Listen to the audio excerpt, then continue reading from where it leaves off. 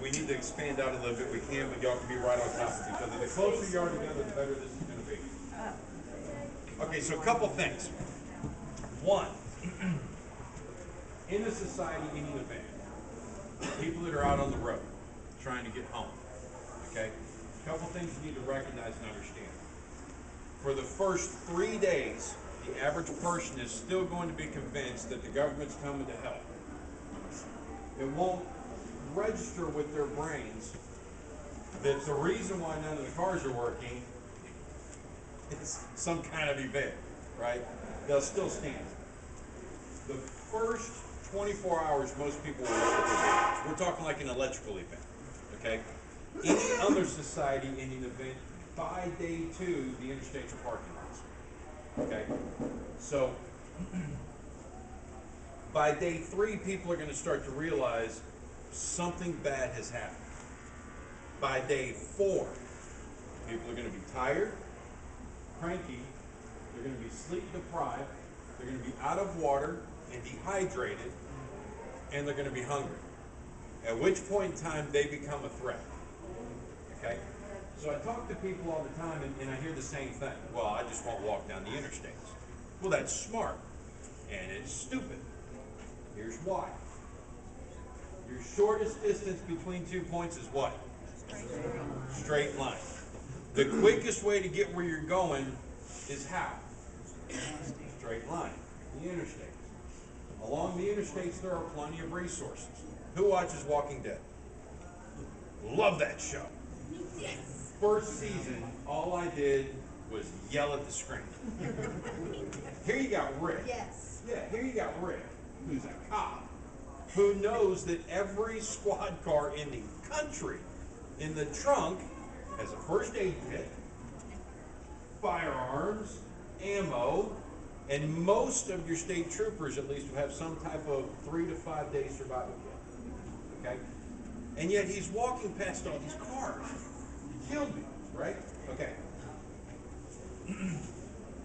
Here's what you want to avoid. Desperate people. What you want to avoid. The average person you're going to encounter is somebody that is unprepared, okay?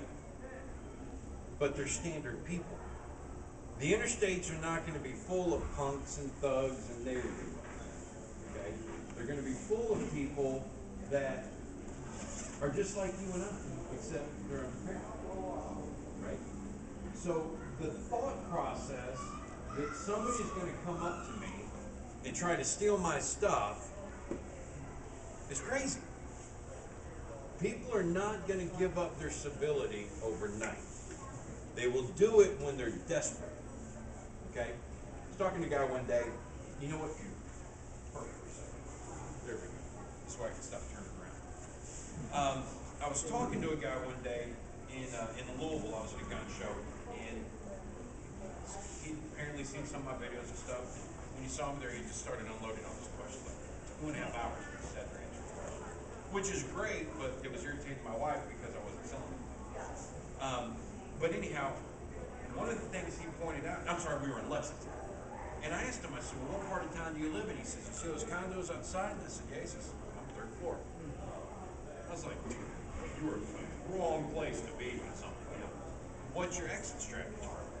And he says, well, you know, I've got a 4-wheeler and I put the double muffler on it, you know, so it'll, basically you can't hear it till it's right on top of you, and yada, yada, yada, and, you know, 3 hours away by car, and I'm at my parents' farm, and that's my get out of town location, my bug out location, all that kind of good stuff. And so we're talking, and I went, okay, that's great. Until my daughter's laying in the ditch with a broken leg, and I see you on a 4-wheeler, both hands. He didn't say that. You know? And he goes, well, yeah, but you teach all this morals of survival and everything. Dude, morals go out the window for me when my daughter's dying. You know what I'm saying? Now, I preach to folks, in a society, in an event, you can't be a back pew Christian. You can't be an armchair quarterback. You have to have the highest level of morals possible. And the time to get used to doing that is to start today. Okay? But at the same time, my daughter laying in a ditch, broken leg, turning to blood poison. I got to get her to somebody that knows what they're doing.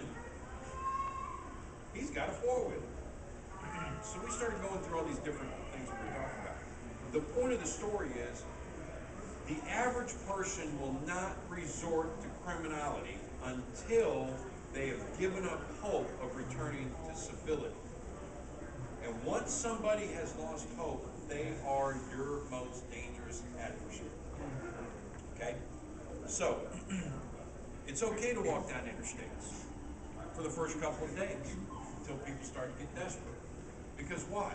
Chances are you're wearing camouflage pants, camouflage shirt, you got that really cool tactical backpack, and you're carrying your AR-15, right? And people are going to see you coming, they're going to go, hey, that's one of them crazy preppers. He's got stuff. I want it. Right? Okay.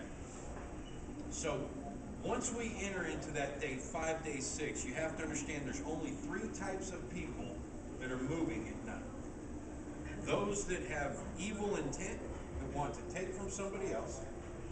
Those that are too stupid to know better and are going to die anyway.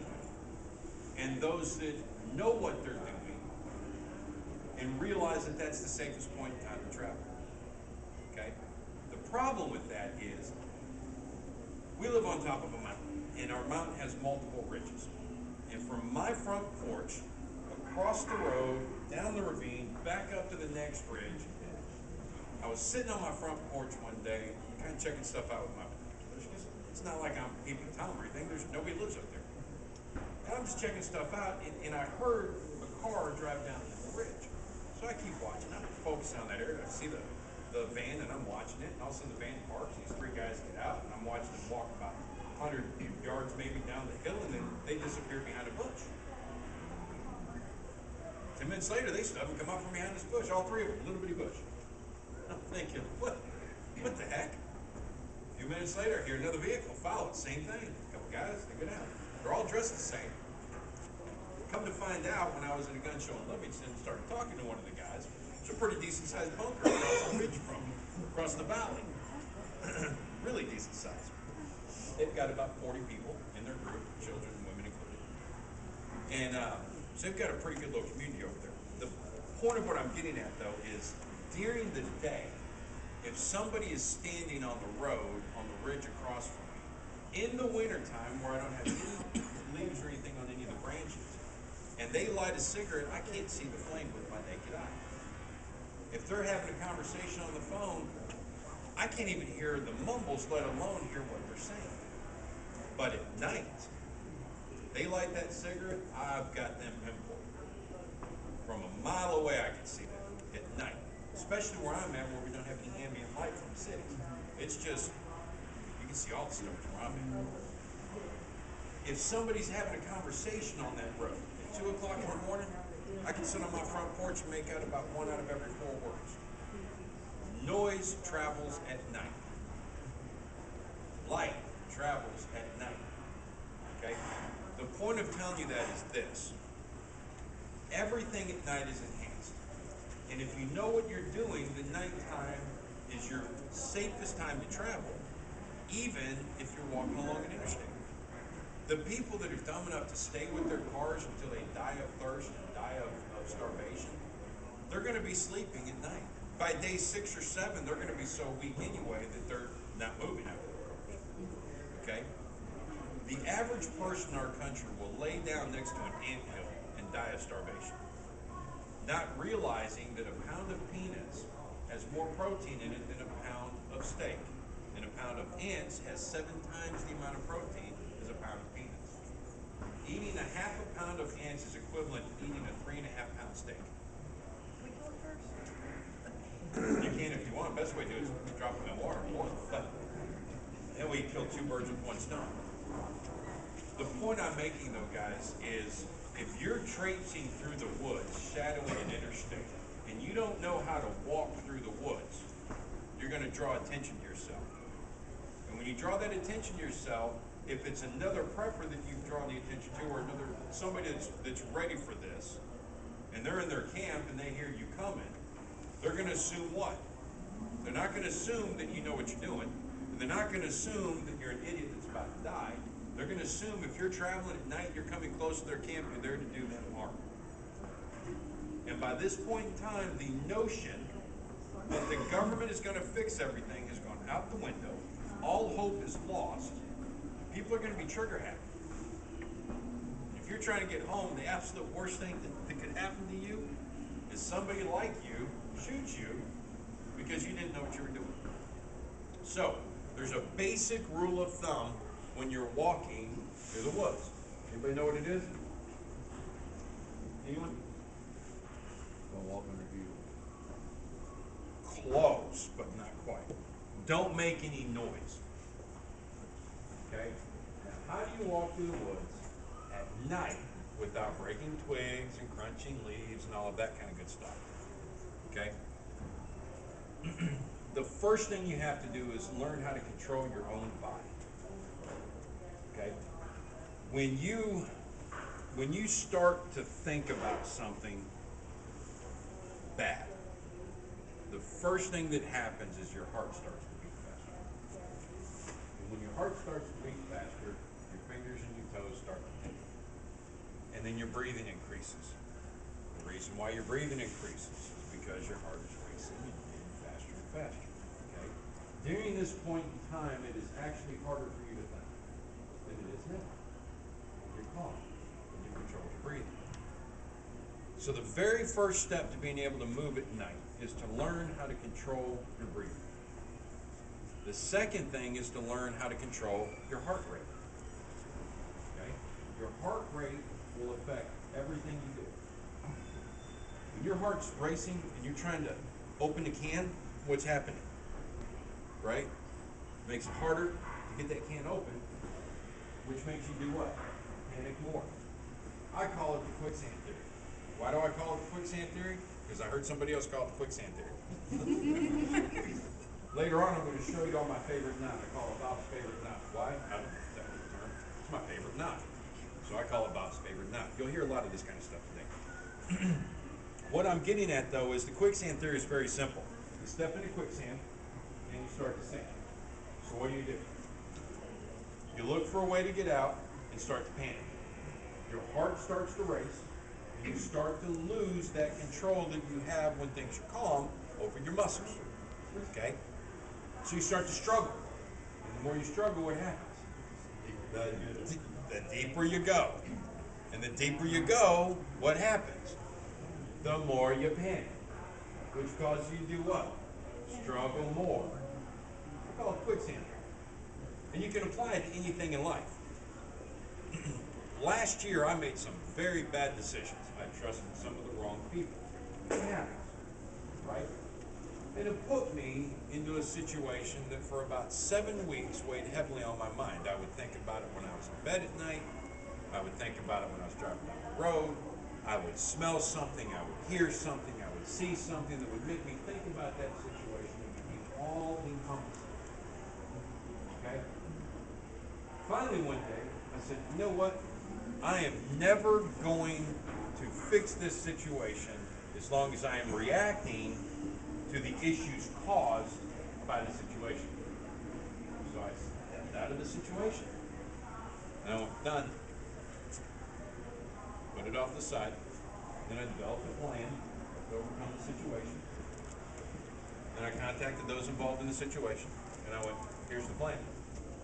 We have two choices. We follow the plan, or we go to court. It's going to cost you a lot more, cost me a lot more, than if we just solve the problem. So let's solve the problem. And a week later, I was able to sleep better at night. Problem solved. But while I was in that situation, all I could do was react to the problems created by the situation. So what we're going to discuss today is not just about surviving and getting home. It's stuff that you can apply to every aspect of your life. Like later when we talk about the body language, the facial expressions, we'll get some audience participation. Y'all can get a visual of what it actually looks like. You can start to apply these things to your life, and it allows you to communicate better. For years, I worked for the family business. When my dad asked me to come to family business, he asked me to take over sales because I could sell anything to anybody. right? In the first year, when he asked me to come and take over sales, they did a little over 100,000 in sales that year. And the next year we did 490 something thousand. The next year we did a little over 800,000. The next year we did 1.2. And the year I left we did 4.9 something. And I quit in September. A pretty good year. The reason for that though is because I understood a few basic principles that we're going to be talking about later in the Bible. For instance, how you doing? It's okay to shake my hand. I don't have to worry. Good though, you're being attentive. So here's the thing. Everybody stop for a second. Look at this guy. If y'all are behind him, come right. Don't move. Y'all come right. Don't change your face. Keep your hands off your way. I want to show y'all something. And this is kind of a side note. The grin on his face, right, lets me know he's a little relaxed, but at the same time he's slightly nervous. When he approached me, he kept his feet pointed towards me. He had no clue what we were going to talk about, but he's accepting to it. We're facing each other and his feet are facing. But if you notice, this foot is slightly cocked, facing what direction? That door. See how his hands are steepled together? Not quite folded. When a person has their hands folded mid-body, it means they're ready to protect themselves. When they lower them down, or when they cross them here, they're protecting vital parts of their body, which means they feel threatened. Okay? So, with his hands like this, and his foot facing the door, and the grin on his face, it tells me he's going to step forward, and he's going to participate. But he doesn't know what I'm going to do, and he's slightly nervous. You follow? Go ahead. So as y'all can reform a circle. So as a salesman, here's how it helped me. I went into a meeting to discuss a $4.6 million contract, and I knew going into that meeting, I was their only hope. They had committed to their client, and I was the only company on their roster of vendors that could fulfill that project. I was the only one. I knew that going in. I knew what their budget was. Because my counterpart at their company told me, look, this is what we're charging, this is our markup, this is what we can afford to pay. And I'm like, that ain't gonna happen. Not with this guy, right? So we sat down and we looked at all the different ways that they were charging extra, and I went, okay, here's how field techs can make their money, and you keep your margin, so we can do it for this price. Now, the point of what I'm getting at, though, is the owner of the company, the CEO, the CFO, the COO, Vice President of Operations, Vice President of Sales, the salesman that sold the project. There were like 20 people in this room, and I come walking in, and it's just me. Huge, giant coffee or conference table. It's a great time. I love that meeting. And everybody told me that I was dealing with Pierre Foreman, and I love the guy. He's one of the most honest people I've ever met. He'll flat out tell you. If he says I can't do this, he can't do it. He says I can, he can't. If he says he will, it'll be, you take it to the bank, it's already done. If he says I'll do that tomorrow, it's already done. Tomorrow night, it's done. So I go into the meeting, and there's two other people in the meeting that within 30 seconds of me entering into that room, I knew they were the two that were going to make the decision. They asked no questions. They sat back, they were calm, they were relaxed. One guy had his leg crossed over as he's in the back of the chair, had his arm up like this, and his hands like that. Fully focused on what I was saying. Now, had that finger moved up to the nose, he would have been protecting his nose, which, by the way, for y'all, your nose contains erectile tissue. It is the one place on your body that if you are nervous, afraid, concerned, don't trust somebody, you have to touch. So gentlemen, when you walk into your house at night and your wife says to you, we need to talk, and she's like this when you come in, or when she says we need to talk, she reaches up and scratches your nose, let me give you an idea of what you need to do at that point. Turn off the TV, sit down, shut up, listen to whatever she has to say, and when you're done, and she's done, you say, yes, dear, and you do whatever she just told you you're going to do. Because when a woman says, we need to talk, what she really means is you need to sit down and shut up and listen to what I have to say. Okay? Anyhow, in that meeting, I could tell by the way these two men were sitting that they were the decision makers. They were the ones that were going to say yes or no to what I was proposing that day. When I came in, I was greeted by the vice president of sales and the salesman that sold the project. And when I started talking to them, they both positioned themselves, the door was behind me, where not only they were facing the door, but their feet were facing the door, and both of them were standing with their arms crossed, hands inboard. They were terrified of me. I knew that. A meeting that should have lasted 2 hours lasted less than 10 minutes. Sitting there, Pierre starts out, he starts asking some questions. Salesman interjects, he starts asking a more detailed version of the same question. And I waited till he was done, and I turned to the two that I knew were the decision makers, and I went, why are all these people here? What do you want to know that's going to make you say yes? And the one guy leaned forward and put his hands on the table, palms down, which is a signifier that he is now in control. When a man puts both hands on the table, you are no longer in control of that situation. He is. He is being dominant over you. And in most cases, the average person, when they respond to something's being said to them while somebody has their hands down the table, they do this number. But. And when they do that, palms up to somebody who is palms down, they're being submissive to that person. Just like the monkeys. You ever go to a zoo and watch the monkeys? You know who the alpha is. You know why? Because all the other ones lower the head and raise the hand, palm up. Now,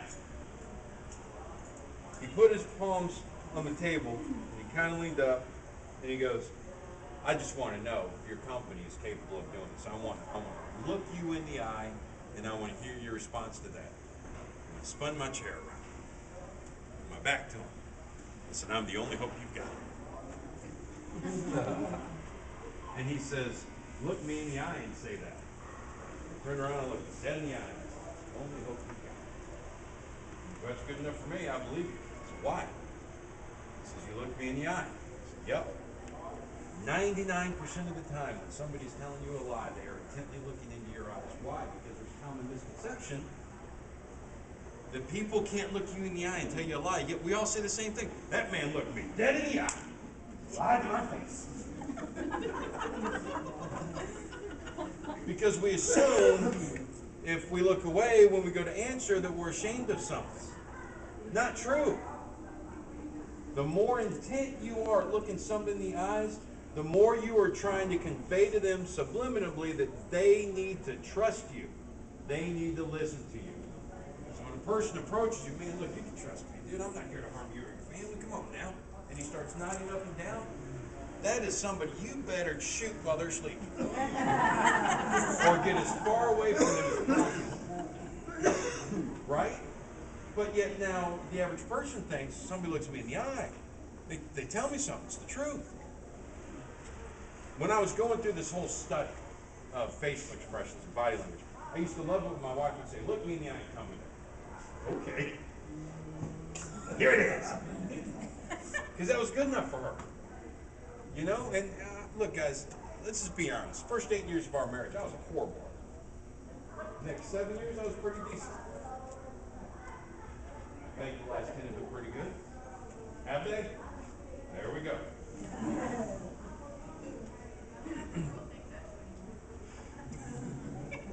When I was 10 years old, 12 years old, my 12th birthday, my dad sat me down.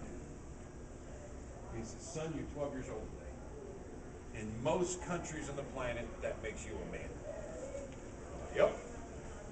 He says, there are 3 things I want to tell you.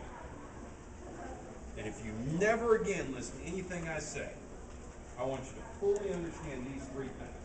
It's the only advice I can give you that will get you through life. Now, unfortunately, there are women present, and I'm not going to tell you all the 3rd thing. But any of you guys, if you want to know, come see me later. But the 2 things that stuck with me forever was, because the 3rd one was kind of a joke, but the first 2 things, he says, your first day in kindergarten, they taught you 2 things. Stay between the lines coloring, writing, walking, driving. Stay between the lines. There's a line for right, there's a line for wrong. Stay between the lines. Is it okay? He says the second thing they teach on the first day of kindergarten, you bring enough for one, you bring enough for everyone. Got it, Dad. Stay between the lines. Bring enough for everyone. He says exactly. The second thing I want you to understand, perception is reality. It doesn't matter what kind of a person you are, it's how everybody around you perceives you that you actually are. The intentions of your heart are irrelevant when displayed against the actions of your body. So how people perceive you is their reality of who you are. Let me tell you, when you're raising two teenage daughters, understanding that one simple thing really comes in handy, especially with boys that come in. He said, your mission in life is not to change the way people think. It's to change their perception, therefore helping them to mold a better reality of you. Now, when you think about that later, that's going to really kind of have an impact on you. So, when I'm dealing with situations at home, when I'm dealing with my teenagers, when I'm dealing with situations in the workforce, things we're about to cover all comes into play. We're going to talk about perception, reality. We're going to talk about staying between the lines. And more importantly, we're going to talk about how to reduce your visual signature. So everybody go ahead and spread out into the line a little bit more. You're going to need to pull back a little bit of that. We want to circle, for those that are able to participate, we want to circle where you're probably just like a foot away from each other. So we want to tighten it up some, a little bit. Tighten up where, look, everybody put your hands on your hips, put your feet together, and you want to touch elbows with the person next to you.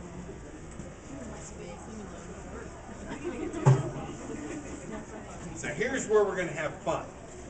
Because we're going to incorporate some of the things we learned earlier today, while at the same time talking about some really cool stuff. So here we go. Everybody ready? Okay. Everybody turn to your right. And just start walking.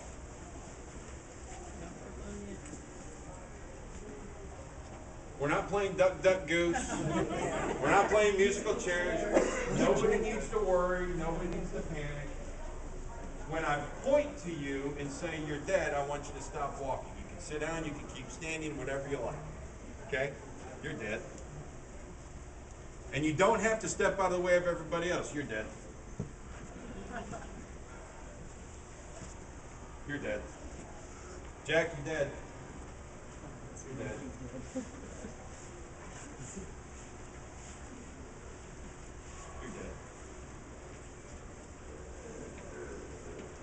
You're dead. You're dead. You're dead. Welcome. Okay, you're dead because you got stuck in the jam. You're dead. You're dead. You're dead. Keep going, little man. You're dead. My mom's dead. You're dead. You're dead. If you look at me, you're dead. It's that simple. Look at this guy. He's avoiding me. Look, you're dead.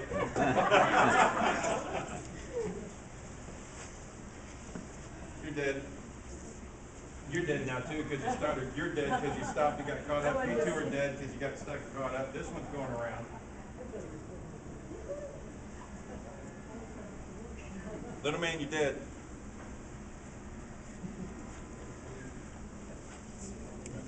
Man with the blue scarf, you're dead.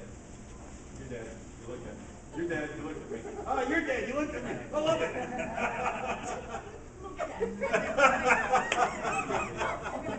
She looked at me to tell me she wasn't looking at me. That's what she's done. Striped sweater, you're dead. And you're dead. You're dead because you tried to keep up, but somebody else had no clue where they were going. Jesse, you're dead. Dude in the blue sweatshirt, you're dead. Blonde behind him, you're dead. All right, everybody stop. Now, those that survived, come to the center. Here's the problem, and this is the visual I want you to see. Everywhere you went, you had to walk around what? You had to avoid dead people. Remember the movie? I see dead people. That's what it's going to be like. I keep pointing that out and I keep pounding that for a number of reasons. Everybody here is in some way, shape, or form into preparedness. Whether you're full-blown prepper or not. Okay? We all understand that there's a very high potential, and later we'll be talking about exactly how high that potential is. But there's a very high potential that someday, very soon, this is what we're going to go through. And if you're not prepared for that emotionally and mentally, you're going to become one of the 32% of the 88 to 94% of us that don't survive, that end up taking their own lives. Not everybody is cut out for what we're going to go through. And I guarantee you, here's one. Show of hands. How many people spend at least 10 hours a month working on some type of project outside survival related, preparedness related? Okay. The reason I ask that is because if you're not investing time now in learning how you're going to survive, then physically doing outside of the classroom and away from YouTube, if you're not physically doing now, you're not going to survive later. Not everybody is cut out for that. I love my wife more than anything on this earth. You take every one of my possessions, add them all up, and they have a lower value combined to me than her most lowest opinion in the world. That's how high of esteem I have for my wife. My wife will tell you, when I'm dead, when my daughter's dead, next little turn. She doesn't want to live in the world that we are going to live in without me and my daughter. She doesn't want to live in that world anyway. I really don't.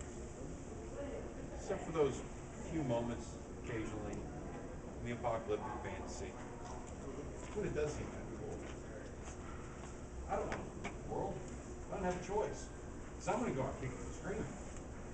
I don't care if it's an illness today or a car accident or a threat involving astronomical odds against me in a society event. I'm going out kicking and screaming. I'm taking as many as I can with me. Right? The philosophy of the 300 Spartans was not to keep the enemy from their city. The philosophy of the 300 Spartans was to deny them access to the city long enough for those defending the city to get the maximum amount of defenses in place and to take as many of them with them as they could. And that's my philosophy. So when you're walking around and you have to keep stopping to avoid the dead people in the cars and in the shops, everywhere you look, you're going to a home and there's people laying next to each other in a bed with a note that says, and a picture of a young man, and the note says, if you see this person, tell him mom and dad love him. If you're not willing to live in that world, today is the day for you to stop prepping. Stop. Sell all your stuff. Take your spouse on a nice vacation. Time is running out. You're not going to make it anyway. I had a friend of mine, Christian. His response to me was, when the end comes, the Lord will take care of me and I'm going on to glory. You're right. You got to get through 3.5 years tribulation to get to that point. No, I believe in a pre-trib. Great. For the first 1,682 years of Christianity, nobody thought of a pre-trib option. Nobody. But I don't want to get into a theological debate, especially with my best friend. So I said, what makes you think you're going to get called to glory? Well, I'm a Christian. Really? What's the Bible say about taking care of those who can't take care of themselves, and taking care of the least of me, and taking care of the widows and the orphans and the poor and the downtrodden? Well, yeah, I'm supposed to take care of them. Okay, so why aren't you prepping for the day when your neighbors who aren't Christians and aren't preppers have to go through 3.5 years of tribulation because they didn't get called to glory? What are you doing to prepare for them to make their journey easier? Are they not the least of him? Are they not the downtrodden at that point? He became a predator. Think about it, guys. There's nothing wrong with prepping. Doesn't hurt anyone. And when you need it, it's there. The point of what I'm getting at with your walking exercise today. It's okay to say, I don't want to do that.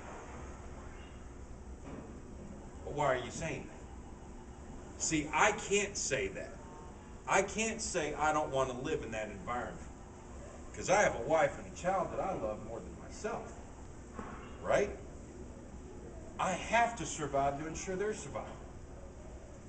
Not only that, but I have to survive and prepare and become mentally and emotionally prepared to deal with what they're going to deal with mentally and emotionally. How many here have even researched for 10 minutes on the internet the mental and emotional strain that children under the age of 12 endure in the aftermath of some type of catastrophic event in their lives? There you go. Everybody else, if you have children, you need to understand what they go through. Because the absolute worst thing you want to have happen is when when there's a threat outside of wherever you're at and you're trying to be quiet, and you got a child that's mentally and emotionally upset because their body doesn't know how to cope with the stress of the adrenaline that's pumping through their system at that moment. When you're trying to get home, and you can only walk as fast as the slowest person, little 7, 8-year-old Susie is walking behind you, and she's crying because the button fell off of her teddy bear. It's so minimal, right? But to a 7, 8-year-old child who has had to leave behind everything, that is their sole possession, and it broke. It's like you losing a spring, your ejector spring to your bolt carrier group. Now that AR-15 is useless. To her, at that moment, that teddy bear is useless. You got to understand what these kids go through. You got to prepare for that. Everybody form back up in a circle. The thing I was looking for when y'all were walking is how you were walking. And I noticed a couple things. And because I like to do so, I'm going to share those observations with y'all. Anybody that was paying attention to the way everybody else is walking, especially the first few that died, what you would have noticed is this.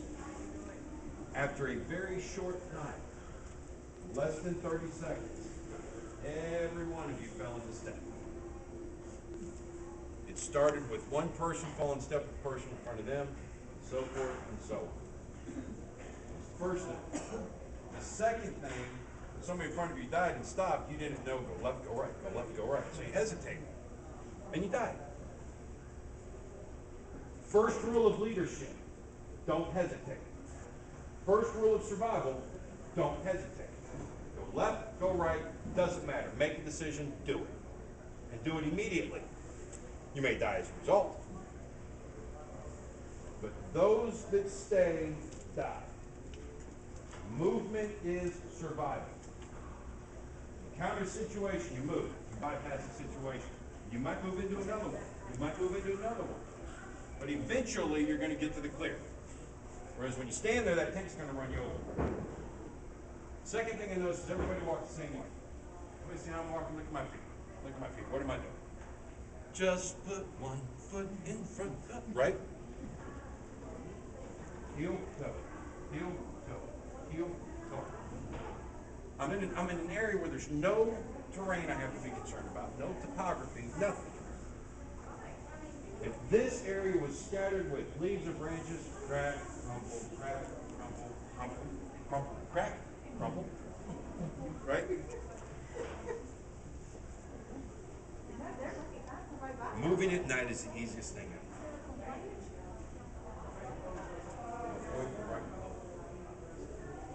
Avoid anything that is going to cast a reflection.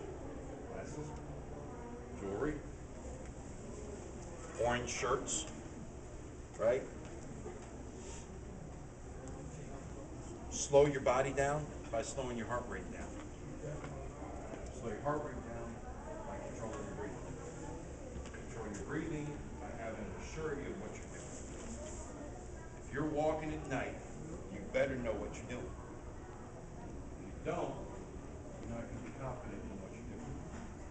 confident in what you're doing, you're not going to be able to control your heart rate.